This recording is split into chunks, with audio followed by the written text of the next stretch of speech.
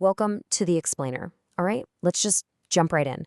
Today, we are talking about a 19th century German philosopher you've probably never heard of, but whose daily battles you know all too well. His name was Friedrich Theodor Vischer, and his life was this incredible collision of huge, brilliant ideas and the most maddeningly trivial problems imaginable. And it all starts with his most famous and, let's be honest, painfully relatable idea. He called it the Tücke des Objekts, which translates to the malice of the object. It's that feeling, that deep-seated suspicion, that inanimate things are actively, maliciously conspiring against you.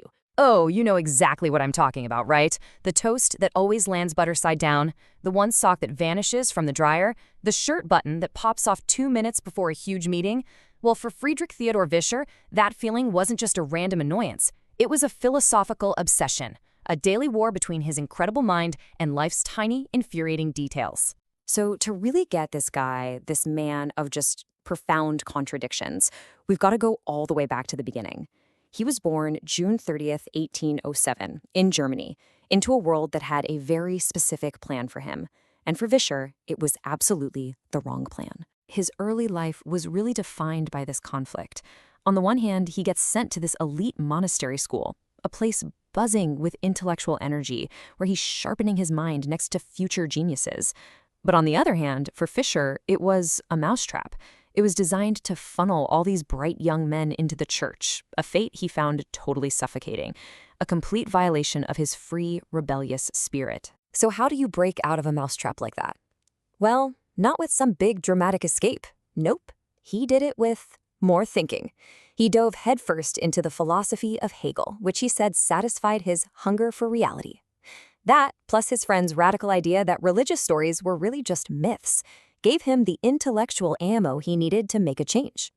He finally broke free, not from spirituality, but from the institution of the church, and dedicated himself to a whole new field, aesthetics, the philosophy of beauty. In aesthetics, Vischer thought he'd finally found it, his true calling, and he immediately started on his life's work, a project that would become, both his greatest triumph and, in a really tragic twist, his biggest failure. And wow, what a project it was.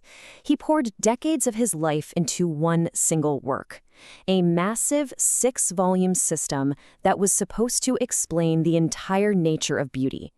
It was meant to be his perfect, logical cathedral of thought, his magnum opus. And this quote, man, it just perfectly captures the tragedy of his whole intellectual life. Because by the time he finally finished this masterpiece, the philosophical world had moved on. But even worse, he had moved on. Vischer himself came to believe the entire philosophical foundation of his own life's work was totally flawed.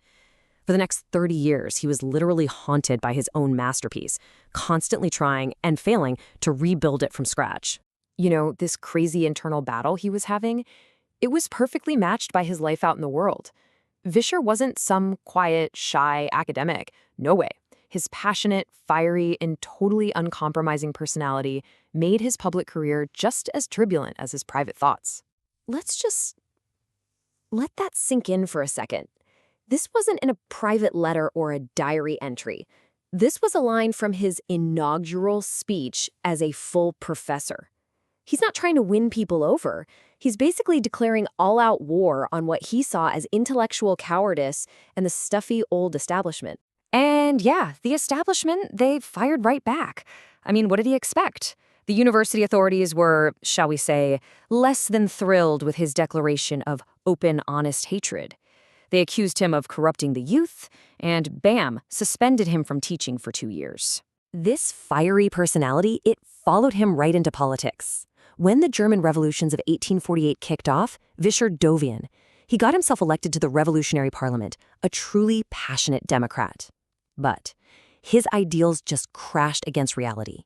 He was torn. His heart wanted this grand, unified Greater Germany, but his head knew it was impractical. So when it came time for the single most important vote, whether to offer a German crown to the King of Prussia, what did Vischer do?